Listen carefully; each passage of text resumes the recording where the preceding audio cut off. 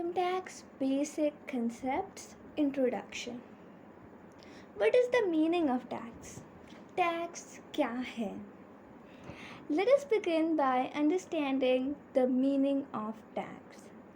Taxes are considered to be the cost of living in society. हम जिस society में रहते हैं तो वहाँ क्या हम फ्री में रहते हैं? नहीं, तो उसकी भी एक कॉस्ट होती है. मतलब अगर हम इस सोसाइटी में रह रहे हैं तो हमें कुछ खर्चा देना पड़ेगा, कॉस्ट देनी पड़ेगी.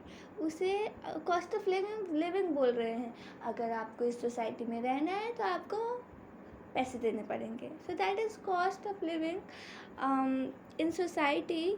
ऐसा माना गया है कि टैक्स को यही माना गया है कि सोसाइटी में रहने का खर्चा. Taxes are levied by the governments to meet the common welfare expenditure of the society. जो टैक्सेस है वो गवर्नमेंट लगाती है. क्यों लगाती है? To meet the common welfare expenditure of the society. जो कॉमन वेलफेयर एक्सपेंडिचर होता है ना,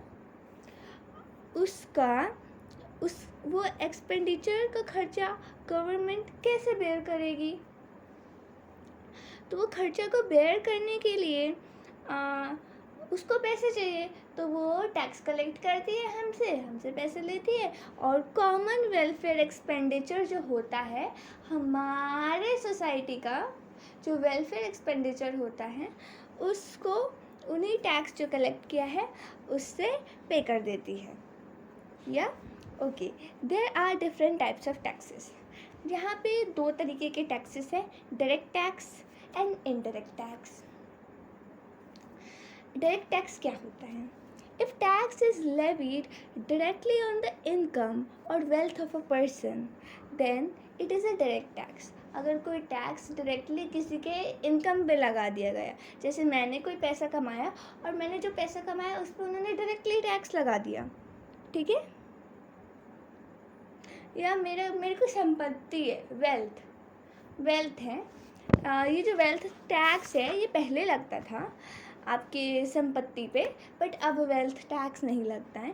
तो अगर वेल्थ टैक्स जो है, अगर मेरे पास कोई संपत्ति है तो उस संपत्ति के बदले में मुझे टैक्स, अगर मुझे वो संपत्ति ऐसे रखनी है तो मुझे उस पर टैक्स देना पड़ेगा. तो ये 2 मतलब इनकम टैक्स भी होता है, वेल्थ टैक्स भी होता है. तो वेल्थ टैक्स अब हट चुका है, तो अब सिर्फ इनकम टैक्स है. तो जो डायरेक्टली लगाया जाता है आपकी इनकम पे या वेल्थ पे, that is direct tax. The person who pays the tax to the government cannot recover it from somebody. अगर मैं कोई मेरा टैक्स गवर्नमेंट को दे रही हूँ तो क्या ये मैं पैसा किसी और से रिकवर कर सकती हूँ? नहीं, मैं रिकवर नहीं कर सकती. तो वही बोल रहे हैं कि अगर आप कोई टैक्स पे करते हो तो वो पैसा आप किसी और से रिकवर नहीं कर सकते. That is the burden of a direct tax can not be shifted.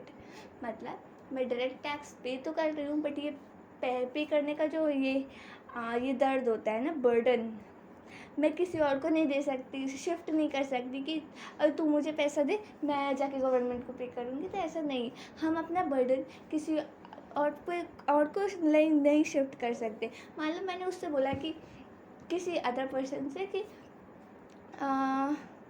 कि तुम मुझे पैसा दो और मैं गवर्नमेंट को दे रही हूँ, तो क्या मैं ये मेरे पैसे दे रही हूँ? नहीं, मैं किसी और के पैसे दे रही हूँ. तो क्या बर्डन मेरे ऊपर है? दर्द मुझे हो रहा है? नहीं, मुझे नहीं हो रहा कोई भी दर्द उसे हो रहा है, उसके ऊपर बर्डन है, उसको तकलीफ़ हो रही है. सो दैट इज़ बर्डन मैं शिफ्ट कर रही हूँ. तो ऐसा बोल रहे कि आप इनकम टैक्स में ऐसा नहीं कर सकते, आप अपना बर्डन शिफ्ट नहीं कर सकते. ओके, और इसका एग्जांपल है डायरेक्ट टैक्सेस का एग्जांपल, जैसे कि मैंने बताया इनकम टैक्स, और एक वेल्थ टैक्स भी होता था जो पहले लगता था, बट अभी सिर्फ इनकम है. तो मतलब डायरेक्ट टैक्स मतलब वो टैक्स जो डायरेक्टली किसी के इनकम पे लगाई जाए, उसे हम डायरेक्ट टैक्स कहते हैं, ठीक है. तो अब ये इनडायरेक्ट टैक्स क्या होता है? If tax is levied on the price of a good और सर्विस. कोई भी गुड्स है, कोई भी सर्विसेज है, गुड्स मतलब कोई भी सामान, सर्विसेज मतलब कोई भी अपन सर्विसेज प्रोवाइड करते हैं वही। तो उनका जो प्राइस होता है, ठीक है, मान लो ये गुड्स है, ये मैं ख़रीद रही हूँ, तो इसके बदले में मैं कोई प्राइस दे रही हूँ। मैं डॉक्टर के यहाँ गई, मैं कंसल्टेंसी सर्विसेज ले रही हूँ, तो उसके बदले में मैं कुछ प्राइस दे रही हूँ, तो वो जो प्राइस है उसके ऊपर भी टैक्स लगता है। अगर मैं किसी को प्राइस दे रही हूँ, चाहे गुड्स के बदले या सर्विसेज के बदले, तो उसके ऊपर भी टैक्स लगता है, ठीक है। तो इसे हम इनडायरेक्ट टैक्स कहते हैं, क्योंकि ये डायरेक्टली तो नहीं लग रहा है आपकी इनकम पे, मतलब ये इनडायरेक्टली लग रहा है, मतलब जब आप सेकेंड टाइम कहीं स्पेंड कर रहे हो तो। Example, goods and services tax, एक तो GST, goods and services tax एक एग्जाम्पल हो गया इनडायरेक्ट टैक्स का, और एक और एग्जाम्पल है custom duty. Okay, in the case of indirect taxes, the person paying the tax passes on incidence to another person. Incidence का मतलब वही burden हो गया, कि मैंने बोला था ना कि इनकम टैक्स में हमने अपना तकलीफ़, अपना दर्द, अपना बर्डन किसी और को शिफ्ट नहीं कर सकती, बट बोल रहे कि आप इनडायरेक्ट टैक्स में आप ऐसा कर सकते हो, यानी कि आप किसी और से पैसे लो और जाके गवर्नमेंट को दे दो, आपको कोई तकलीफ भी नहीं हुई, आपने अपना तकलीफ शिफ्ट कर दिया, तो दैट इज़ हमने अपना बर्डन शिफ्ट कर दिया किसी और पे।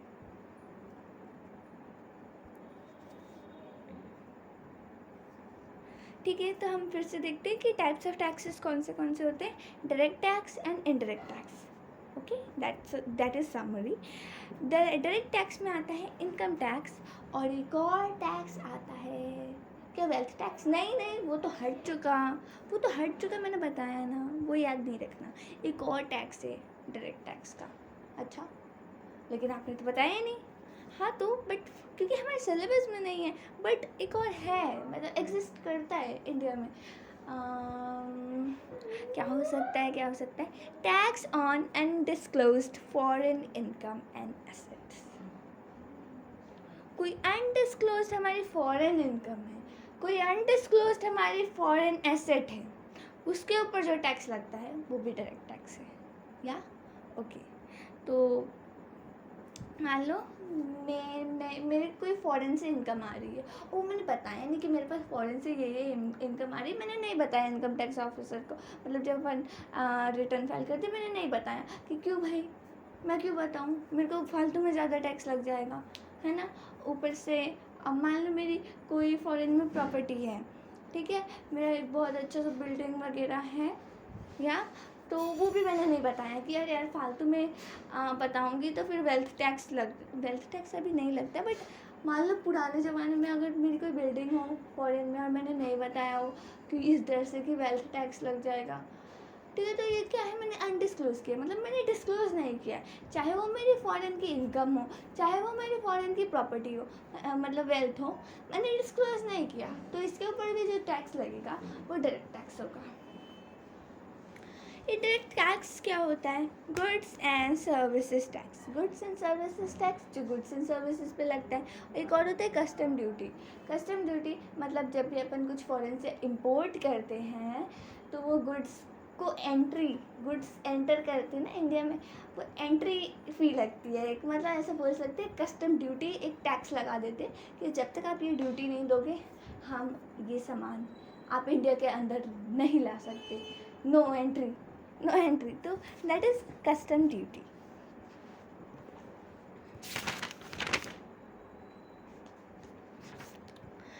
अब बात आती है why are taxes levied, taxes लगाया क्यों जाता है, हमें तो बिल्कुल अच्छा नहीं लगता जब टैक्सेस लगाए जाते हैं।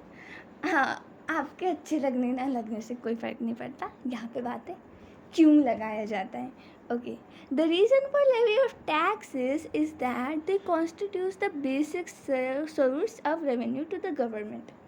अब भैया हमारी गवर्नमेंट का वही बेसिक सोर्स ऑफ रेवेन्यू है, सारे जो हमारे गवर्नमेंट के सारे जो बिज़नेस है वो चौपट पड़े हुए हैं। अब सारे बिज़नेस जब चौपट पड़े हुए हैं तो वो जो मैंने बोला था ना वेलफेयर एक्सपेंडिचर ऑफ सोसाइटी, वो कैसे मीटअप करेंगे, उसका एक्सपेंडिचर कैसे मीटअप करेंगे जब उनके पास कोई पैसे ही नहीं है, उनका बिजनेस ठप पड़ा हुआ है, मतलब लॉस में है ऑब्वियसली।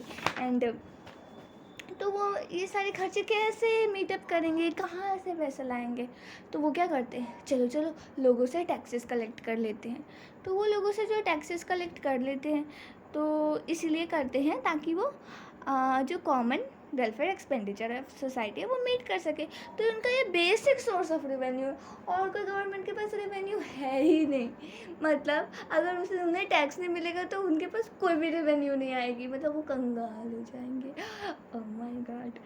मतलब हाँ, बट यही रियलिटी है। मतलब आ जाएगी कहीं और से भी, बहुत थोड़ी बहुत आ जाएगी, but basic source I am talking about, I am not saying that it is the only source, I am talking about basic source. Other sources भी हैं, उनके पास आ जाती है थोड़ी बहुत, इधर से चिल्लर वगैरह आ जाते हैं, बट जो बेसिक सोर्स है, जो मेन सोर्स है, वो टैक्स ही है गवर्नमेंट के लिए। इसलिए तो इसलिए टैक्स लगाया जाता है, क्योंकि उनके पास और कहाँ से पैसे आएंगे। Okay, revenues raised is utilised for meeting the expenditure of government. तो जो हमने रेवेन्यू रेज किया है, अच्छा तुमने लोगों से टैक्स कलेक्ट कर लिया, उसको तुम रेवेन्यू बोल रहे हो तुम्हारा, तुमने कमाया थोड़ी है, वो तो लोगों ने तुम्हें दे दिया है, बस रेवेन्यू बोल रहे हो, बट ठीक है। तो जो उनको रेवेन्यू आया है टैक्स कलेक्ट करके, वो कहाँ यूटिलाइज़ करती हैं, वो गवर्नमेंट के कुछ एक्सपेंसेस होते हैं वो मीटअप करने के लिए वो यूटिलाइज़ करती है। कौन से एक्सपेंडिचर होते हैं गवर्नमेंट के? फॉर एग्ज़ाम्पल डिफेंस का एक्सपेंडिचर होता है गवर्नमेंट का, तो वो मीटअप करने के लिए वो रेवेन्यू जो रेज़ किया है वो यूटिलाइज़ करते हैं। प्रोविज़न ऑफ एजुकेशन के लिए भी जो रेवेन्यू रेज्ड किया है वो यूटिलाइज़ करते हैं। हेल्थ केयर के लिए भी जो रेवेन्यू रेज्ड किया है वो यूटिलाइज़ करते हैं। इंफ्रास्ट्रक्चर फैसिलिटीज़ के लिए भी जो रेवेन्यू रेज किया है वो यूटिलाइज़ करते हैं। इंफ्रास्ट्रक्चर फैसिलिटी मतलब roads, dams etcetera. Power to levy taxes. अच्छा, ये टैक्सेस लगाने का पावर किसको है, अधिकार किसको है? जो हम पे आके ऐसे भी टैक्सेस लगा ले, ये अधिकार किसको है? मतलब किसको है ये अधिकार? किस लोगों को, किन लोगों को ये अधिकार दिया गया है?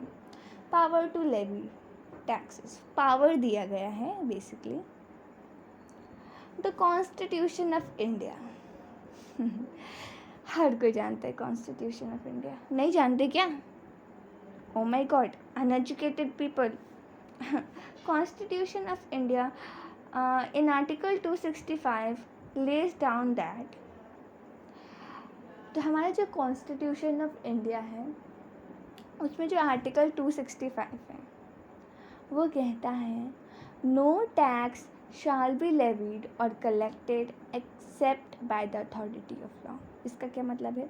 कोई भी टैक्स ना ही लगाया जाएगा ना ही कलेक्ट किया जाएगा एक अथॉरिटी के अलावा। कौन सी अथॉरिटी? लॉ की अथॉरिटी। एक ऐसी अथॉरिटी जो लॉ के द्वारा क्रिएट की गई है, उसके अलावा कोई और ना टैक्स लगाएगा ना कलेक्ट करेगा। तो अकॉर्डिंगली कोई भी टैक्स कलेक्ट करने के लिए एक लॉ फ्रेम करना ज़रूरी है गवर्नमेंट के द्वारा। कॉन्स्टिट्यूशन ऑफ इंडिया किस किस को पावर देती है टैक्स लगाने की और कलेक्ट करने की? भले ही डायरेक्टली हो या इनडायरेक्टली हो। तो जो constitution of India gives the power to levy and collect taxes whether direct और इनडायरेक्ट, किसको देती है power? The central government and state government. तो ये हमारी कॉन्स्टिट्यूशन ऑफ इंडिया किसको पावर देती है टैक्स कलेक्ट करने की? सेंट्रल गवर्नमेंट को या स्टेट गवर्नमेंट को? कौन से टैक्सेस? डायरेक्ट हो चाहे इनडायरेक्ट हो, कोई से भी हो सकते हैं। सेंट्रल गवर्नमेंट को भी दिया है, स्टेट गवर्नमेंट को भी दिया है। The parliament and state legislatures are empowered to make laws on matters enumerated in the 7th schedule. जो हमारा पार्लियामेंट है और जो हमारा स्टेट लेजिस्लेचर है, ठीक है, हमारा पार्लियामेंट है, हमारा स्टेट लेजिस्लेचर है, ठीक है, इनको पावर दी गई है कि आप लॉ बनाओ. आप लॉ बनाओ. कौन से मैटर्स पे लॉ बनाओ? जो 7th स्केड्यूल, जो हमारा आर्टिकल 20, हम देखो हमारा कॉन्स्टिट्यूशन ऑफ इंडिया है, उसका आर्टिकल 246 है, उसमें स्केड्यूल 7 है. उस स्केड्यूल 7 में जितने भी मैटर्स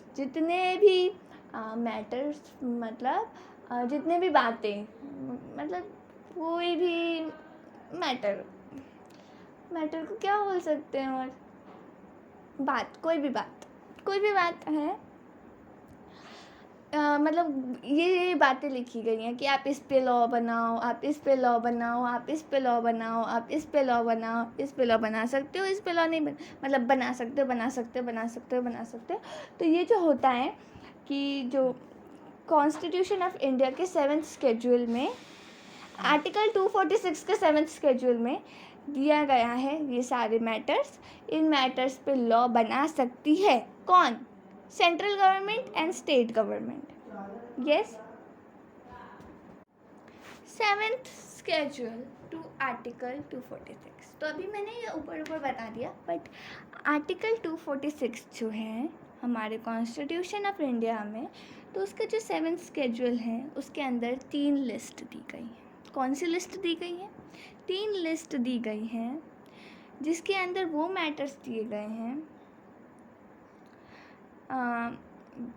जिस पे पार्लियामेंट एंड स्टेट लेजिस्लेचर के पास अथॉरिटी है लॉ बनाने के लिए. कौन से लॉ बनाने के लिए? टैक्स कलेक्ट करने वाले लॉ बनाने के लिए. तो ये सारी जो लिस्ट दी गई है, पहली लिस्ट है यूनियन लिस्ट, सेकंड लिस्ट है स्टेट लिस्ट, थर्ड लिस्ट है concurrent list. First union list.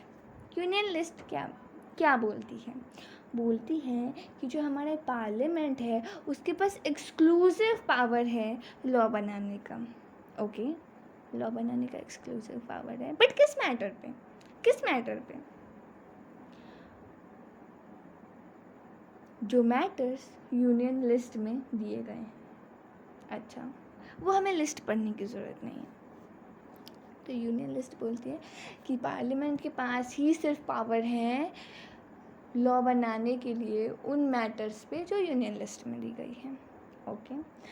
State list क्या बोलता है? The legislature of any state has the exclusive power to make laws on the matter contained in the state list. तो बोलते हैं state list भी यह बोलता है कि जो हमारा लेजिस्लेचर है, कोई से भी स्टेट का लेजिस्लेचर है, उसके पास ही एक्सक्लूसिव पावर है. वही सिर्फ वही बना सकता है लॉस उन मैटर्स पे जो स्टेट लिस्ट में दिए गए हैं. कॉन्करेंट लिस्ट क्या कहता है? वो यह कहता है कि both parliament and state legislature के पास पावर है. देखो वहाँ एक्सक्लूसिव वर्ड यूज़ किया गया था, यानी कि सिर्फ उन्हीं के पास पावर है. यूनियन लिस्ट में सिर्फ पार्लियामेंट के पास पावर है, स्टेट लिस्ट में सिर्फ स्टेट लेजिस्लेचर के पास पावर है. यहाँ पे बोल रहे हैं कि सिर्फ पावर है, मतलब एक्सक्लूसिव नहीं भी, मतलब यहाँ पे बोला है हैव द पावर, यहाँ एक्सक्लूसिव नहीं बोला है.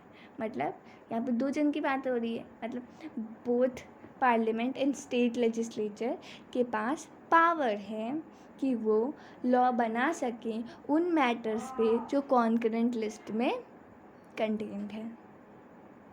ओके. डायरेक्ट टैक्स की बात करें तो इनकम टैक्स जो है वो मोस्ट सिग्निफिकेंट डायरेक्ट टैक्स है. ठीक है. ये जो यूनियन लिस्ट मैंने अभी बताया ना, उसके अंदर बहुत सारी एंट्रीज दी गई हैं, मतलब लिस्ट दिए गए हैं ऑब्वियसली. तो उसमें एक एंट्री नंबर 82 है. ठीक है. लिस्ट 1 यूनियन लिस्ट को लिस्ट 1 बोलते हैं. तो list 1 in the 7th schedule to article 246 of the constitution ऑफ India has given the power to Parliament to make laws on taxes on income other than agriculture income. तो क्या कहता है हमारा कॉन्स्टिट्यूशन ऑफ इंडिया है, उसका article 246 है, उसका 7th स्केड्यूल है, उसमें लिस्ट 1 है। वह ये कहता है कि जो हमारा पार्लियामेंट है सिर्फ उसी के पास पावर है कि वो लॉ बना सके। कौन सा लॉ? टैक्स कलेक्ट करने वाला लॉ। टैक्स कलेक्ट करने वाला लॉ बना सके। किस चीज़ पे टैक्स कलेक्ट करने? इनकम पे टैक्स कलेक्ट करने वाला लॉ बना सके। मतलब पार्लियामेंट को पावर दिया गया है कि आप इनकम पे टैक्स कलेक्ट करने वाले लॉज बना सकते हो। बट कौन सी इनकम? कोई से भी income other than agriculture income. कोई सी भी इनकम पे आप टैक्स कलेक्ट करने वाले लॉ बना सकते हो, but other than agriculture income. Okay, overview देख लेते हैं। Income tax law in India का ओवरव्यू देख लेते हैं।